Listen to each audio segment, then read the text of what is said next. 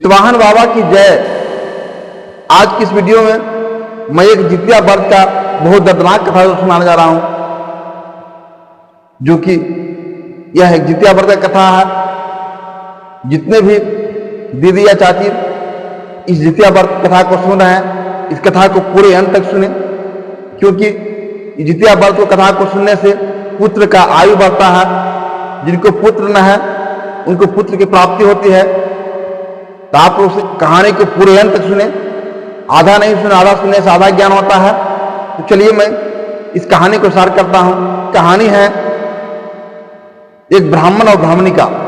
एक समय की बात है, किसी नगर में एक ब्राह्मण और ब्राह्मणी रहता था। उसका 7 पुत्री था। वो ब्राह्मण जजमान के यहां से भिक्षा मांगता था और उसी से पूरे परिवार का गुजारा चलाता था। जब भी मांगने के लिए जाता था तो दिन भर मांगता था और सारे सर मजदूरी मांगता था, उससे फालतू नहीं मांगता था और लाता था। उसको रोटियां बनाता था, 5 बच्चे मिलकर के भर पेट खा रहा था और आधा आधा रोटी अपने माता पिता के लिए वो बच्चा रख देती थी और खा के सो जाती थी। डेली का यही नियम था। डेली वह ब्राह्मण मांग करके लाता था और जब भी मांगता था साबेसर मांगता था और उसको 5 बच्ची मिलकर के रोटी बनाती थी, अपने भर भर पेट खा लेती थी, अपना माता पिता के लिए आधा आधा रोटी रख देती थी। एक दिन की बात हुआ कि ब्राह्मण मांग कर लाया, अपने पत्नी से कहा कि सुनो रानी, आज क्या करना है, इसमें से आधा आटा को रख लेना है, आधा को बना करके 5 बेटियों को दे देना है और जब 5 बेटियां सो जाएगी इस आटा को बनाकर हम लोग भर पेट खाएंगे आज। इस बात को ब्राह्मण को छोटी बेटी थी सुन रही थी।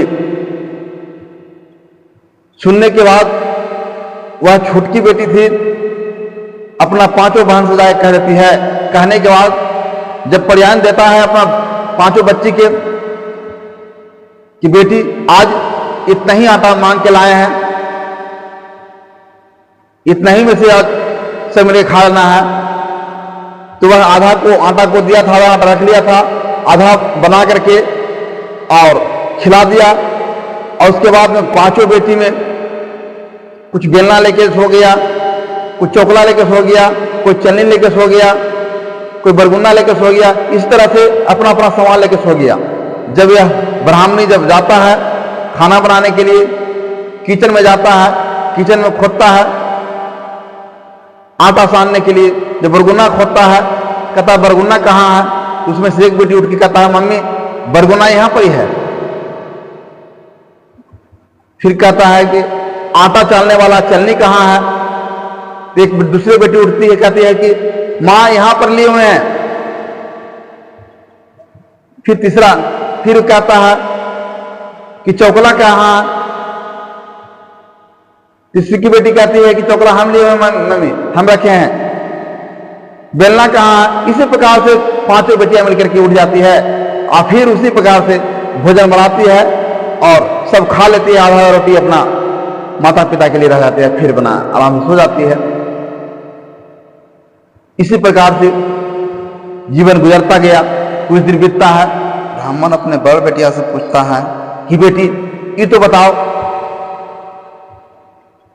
तुम किसको भाग से खाते हो? ये बड़ बेटी कहती है पिताजी हम तो आपके भाग से खाते हैं, क्योंकि आप मांग कर लाते हैं तो हम लोग का प्रवृत्ति चलता है। दूसरी बेटी से पूछा अच्छा ये बताओ बेटी तुम किसको भाग से खाती हो? कहा पिताजी मैं तो आपके भाग से खाते हैं, क्योंकि आप मांग के लाते हैं तब खाते हैं। तीसरी से पूछा, तीसरी भी उसी प्रकार से जवाब दिया। जब चौथी और 5वीं बेटी से पूछती है क्या था ये बताओ बेटी तुम किसको भाग से खाती हो? कहा पिताजी हम तो भगवान के भाग से खाते हैं। उस ब्राह्मण को बहुत बड़ा गुस्सा आया कि कमा के हम देते हैं, ऐ कहता है भगवान भरोसे हम खाते हैं। अच्छा रुको तो इसको हम भगवान भरोसे करवाते हैं। रहने लगा। कुछ दिन बीता, 2-4 दिन बीता। उसके बाद वह ब्राह्मण अपने बेटी से कहता है कि बेटी तुम नानी ही नहीं गया है? तो नहीं पिताजी हम तो नहीं गए हैं। चलो ना तो आज नानी ले चलते हैं तुझको। तो ठीक है पिताजी चलिए नानी, हमने कभी गए हैं। तो चलो बुला लेते हैं नानी। दोनों बेटी को लेती है और उसके बाद दोनों बेटी को निकल जाती है लेकर के। और जाते जाते जाते उस रास्ता में जंगल मिलता है, बहुत दूर ले गया, ले जाते लेते जंगल की ओर चले के चला आता है। जंगल में जा करके एक पेड़ के नीचे उस दोनों बच्ची को बैठा देती है, कहता है कि बेटी इस पेड़ के नीचे बैठो, हम आते जरा पानी ले लाते हैं। दोनों बच्चिया को पेड़ के नीचे बैठा देता है। दोनों बच्ची 12 बरस 10 बरस 12 बरस का था उम्र में, बढ़ जाती है और उसका पिता वहां चल जाता है। अब वहां से आने के बाद वो ब्राह्मण था जो अपने घर में चलाता लौट करके, उसका बच्ची असरा देख रहा है, पढ़ा देख रहा है कि आप पिताजी लौटेंगे, आप लौटेंगे, पिताजी वहां रहेंगे तब ना लौटेंगे, पिताजी लौट के चले घर। शाम होता है, उस पेड़ के ऊपर 2 बंदर था। शाम होने वाला था, बंदर पेड़ के नीचे उतरा, दोनों लड़की देख करके घबरा गया। बंदर पूछता है, अच्छा ये बताओ लड़की, तुम यहाँ पर तुम्हें दोनों बहन यहाँ पर अकेला क्या कर रहे हो? कहा कि यहाँ पर हमारे पिताजी लाने के लिए गए हैं, पानी लाने के लिए, आप लेकर पानी आते ही होंगे। पिताजी बोले हैं कि यहाँ पर बैठो। तो देखो लड़की, ये जंगल है, जंगल में बहुत सारे शेर सियार बाघ सियार आता है, आपको खा जाएगा। अब समय आने का समय हो गया है, इसलिए तुम हमारे साथ चलो और हम गुफा में रहते हैं, वही गुफा में रह लेना, रात भर गुजारा कर लेना, पीने चल जाना। लड़की डर रही थी तो पर भी अब क्या करे, अंधेरा होने वाला था। वो लड़की पीछे पीछे चले जाती है गुफा में। तब गुफा में जाती है, जब अंदर हिलता देखता है कि बहुत बड़ा विचित्र महल बना हुआ है, संगमरमर लगा हुआ, धाधा धाधा मकान कर रहा है। यह देख करके लड़की चकित हो जाता है। उसके बाद लड़की पूछती है उस बंदर से, दोनों बंदर से, अच्छा ये बताओ तो उन्हीं दोनों आप लोग क्या हैं? समझ में हमें नहीं आ रहा, इतना सुंदर मकान बना हुआ है, आप लोग दोनों बंदर हैं, आप सही बताइए कि आप क्या हैं? बंदर ने कहा कि देखो लड़की, मैं दोनों राजकुमार था एक समय में, और एक ब्राह्मण के श्राप से दोनों बंदर का शरीर हो गया है, दोनों बंदर बन गए हैं। इसी तरह से रह रहा हूं और हमारा जितना मकान था, जितना गांव जवार था जंगल के, उसी को श्राप से जंगल के अंदर धंस गया है, समाप्त हो गया। जितना जो जंगल दिखाई आपको दे रहा है, ये सारा मकान था,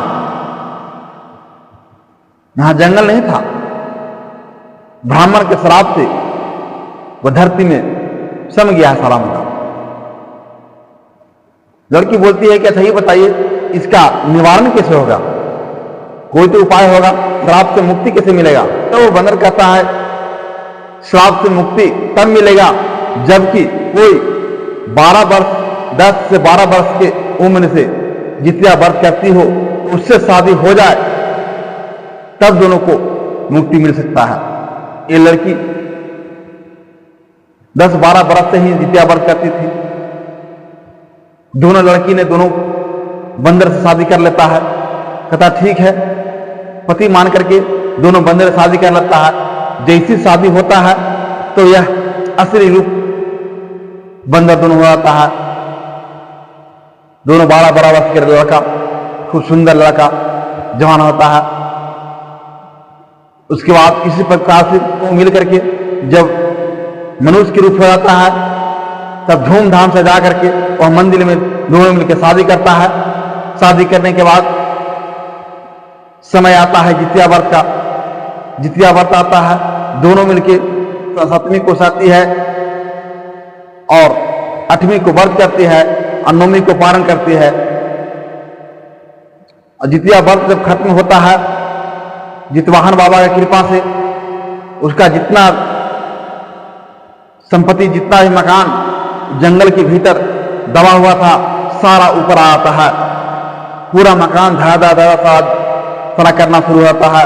उसके बाद अगर दोनों बच्चियां अपने पति के साथ खुशी से जीवन व्यतीत करना शुरू कर देता है। इधर अब सुनिए कहानी ब्राह्मण और ब्राह्मणी का। एक दिन की बात है कि ब्राह्मणी अपना ब्राह्मण से यानी अपने पति से कहता है कि हे स्वामी, जब से बच्ची को नानी के यहाँ धरे हैं तब से एक दिन बच्ची से मिलने के लिए नहीं गए हैं, 2 साल हो गया है, कम से कम बच्ची से तो मिल के तो आइए, बच्ची कैसा है। ब्राह्मणी इस बात को नहीं जान रहा था कि हमारे बच्ची को जंगल में छोड़ आए हैं। ब्राह्मणी कहती है जाके अपना बच्ची से मिल के तो आइए। ब्राह्मण मन ही मन सोच रहा है कि अब तो थोड़ी वो बच रहा होगा, जंगल में छोड़ के आए हैं, उसको तो बाघ शेर खा गया हो। पत्नी बड़ी हट करती है कि स्वामी जाइए, तो कहा ठीक कहती हो तो जाते हैं। वह जंगल की ओर ब्राह्मण चल देता है। जाते जाते जंगल में जब पहुंचता है, जहां जंगल था, देखता है कि अरे यहां पर जंगल तो है नहीं, यहीं पर अपना बच्ची को हम रखे थे, यहां पर तो मकान बिल्डिंग धाधा कर रहा है। डरते डरते मकान के पास पहुंचा, देखा कि मकान है। फिर वहां से धीरे धीरे डरते डरते ब्राह्मण दरवाजा की ओर जाता है। जैसी दरवाजा की ओर जाता है, ब्राह्मण के दोनों बच्चियां ने अपना पिता को पहचान लेता है। जैसी पहचानता है, जैसी दौड़ करके दोनों बच्ची आती है अपना पिता के पास और पिता के चरण स्पर्श करता है, पिता को पैर छूता है, कहता है पिताजी चलिए घर चलिए, पूरा आदर सत्कार करता है। और उसके बाद पूरे वह बच्ची ने कहानी कहता है पिताजी जितवाहन बाबा का कृपा है, जितवाहन बाबा की कृपा से हमारा इतनी संपत्ति मिला है। पिता ने कहता है बेटी हमको माफ कर दीजिए, हमसे बहुत बड़ा गलती हुआ है कि तुझको दोनों को जंगल में बाघ शेर को खाने के लिए छोड़ दिए थे। ब्राह्मण कहता है बेटी से कि बेटी तो आप ठीक कहते कि हम भगवान भरोसे खाते हैं, भगवान भरोसे रखते हैं, हमसे बहुत बड़ा भूल हो गया था। इसी प्रकार से दोनों बच्चियां खुशी से जीवन व्यतीत करना शुरू होता है। आपसे बोलिए जितवाहन बाबा की जय। अगर यह वीडियो आपको अच्छा लगे तो हमारे वीडियो को लाइक शेयर अवश्य करिएगा। अगर इस तरह का कहानी सुनने के लिए हमारे चैनल पर नए हैं तो हमारे चैनल को सब्सक्राइब जरूर कीजिएगा। धन्यवाद।